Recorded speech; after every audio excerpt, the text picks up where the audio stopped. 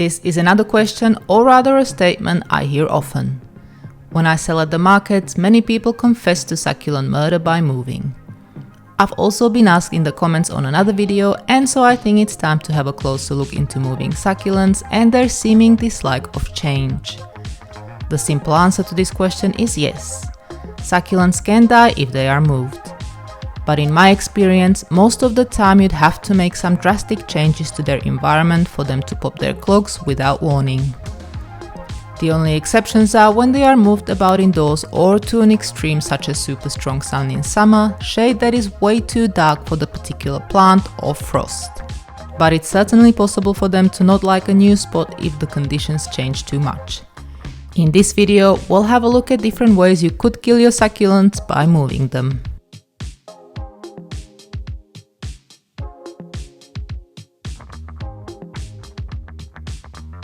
If you've seen any of my other videos, you'll know how I feel about growing succulents indoors.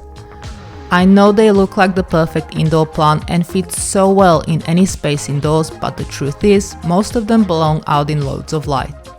However, there are succulents that will somewhat tolerate being grown indoors, though even they can struggle if they're not in a close proximity to a window.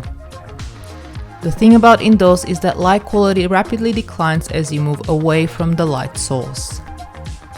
And simple things like the position of the windows, blinds, curtains, or a patio roof can make huge difference to how a succulent grows. Indoors, even a small move can cause a succulent to die. For instance, moving a pot from a windowsill to the kitchen table just a meter or so away may be enough. Or changing rooms where the new room is oriented in the opposite direction and receives less light.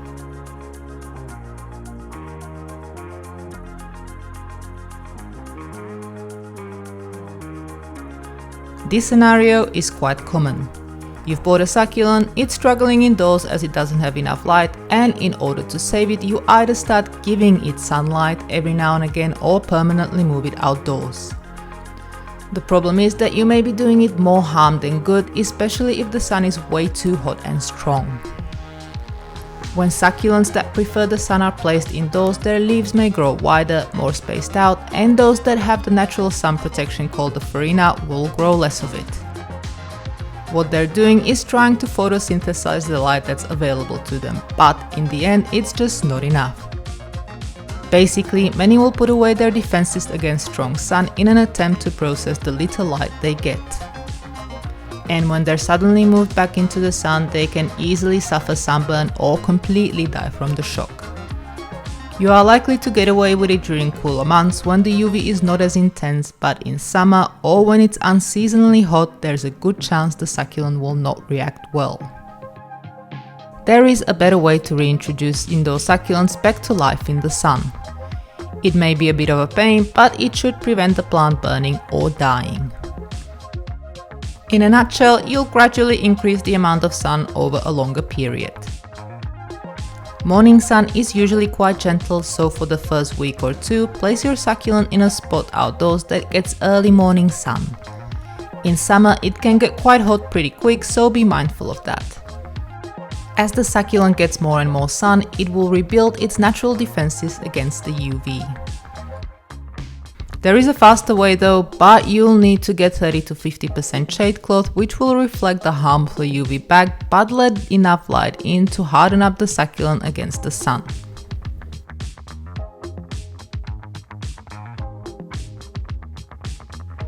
I guess this one is quite obvious. Bringing a succulent indoors can be a shock to some as their natural source of growing energy diminishes drastically.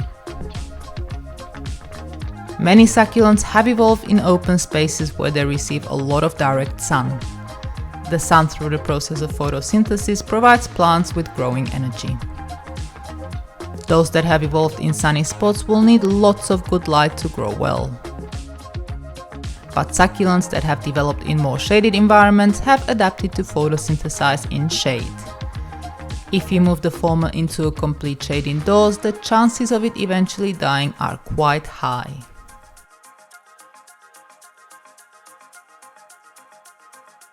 As I've just discussed, some lovers that get moved to the shade tend to struggle.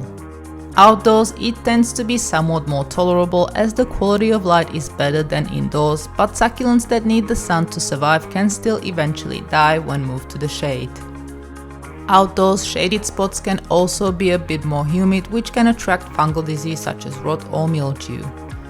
Both have the ability to kill succulents, especially when they're smaller.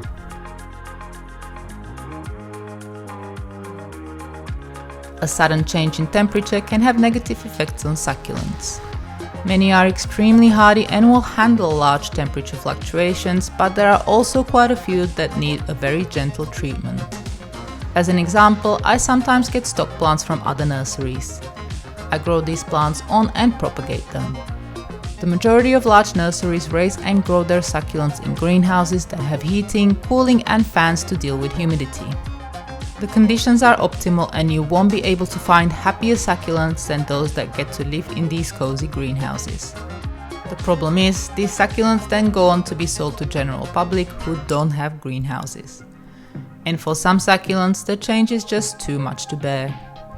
In my case, I moved these succulents in my greenhouse, which has fans but no heating or cooling, and then gradually introduced them to life outdoors.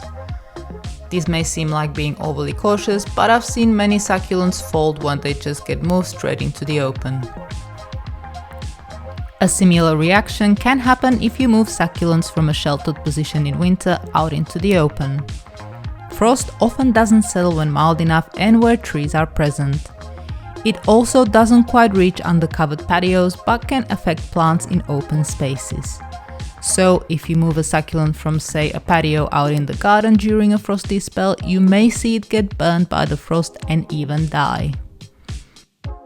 Another scenario may be moving succulents from a position that gets bright filtered light or afternoon shade into all-day full sun. The perceived temperature difference between shade and full sun can be huge due to solar radiation, which can make succulents feel much hotter. Temperature can also increase near dark paved surfaces that store solar radiation and may increase the perceived temperature by a few degrees, which makes a massive difference when it's already pretty toasty. This could make a difference to how succulents react during heat waves. If they are in a spot with some morning sun followed by afternoon shade and then they're suddenly moved into full sun next to a dark driveway, it may be enough for them to die. Last thing to consider is pot color. Dark pots will heat up a lot faster and even a small move to more sun could put a lot of stress on the roots due to the pot getting unbearably hot. Over longer term, the water will evaporate faster, which can cause hydrophobic potting mix and a succulent could pretty much just dry out. Some succulent types are more prone to having a negative reaction to sudden moving around than others. I find some new Echeveria hybrids and cultivars are most likely to have a reaction to getting moved into different conditions. For example, Romeo here can be a drama king and likes it best in a cozy greenhouse. White or cream variegated succulents may not be too happy about being moved to more sun as the variegated parts can burn easily. In my experience, the common hardy succulents such as Crassula ovata or Graptopetulum paraguayans will live through almost anything and are not likely to kick up a fuss even when the conditions change a lot.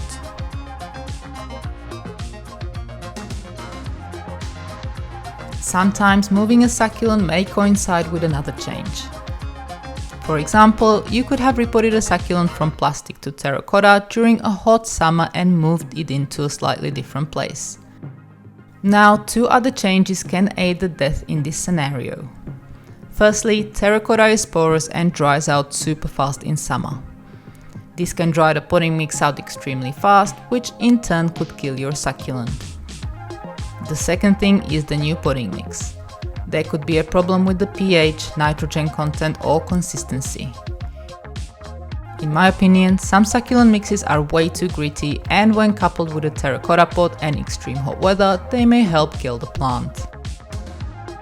To conclude, moving can kill a succulent if you change its environment or growing conditions too much.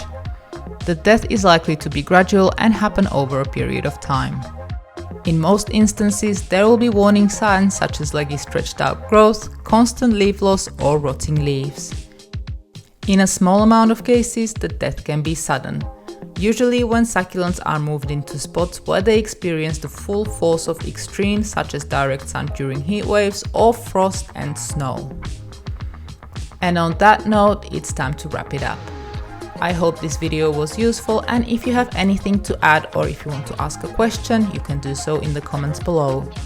To learn more about succulents, you can hit the subscribe button or go to our website succulentgrowingtips.com. Thank you very much for watching.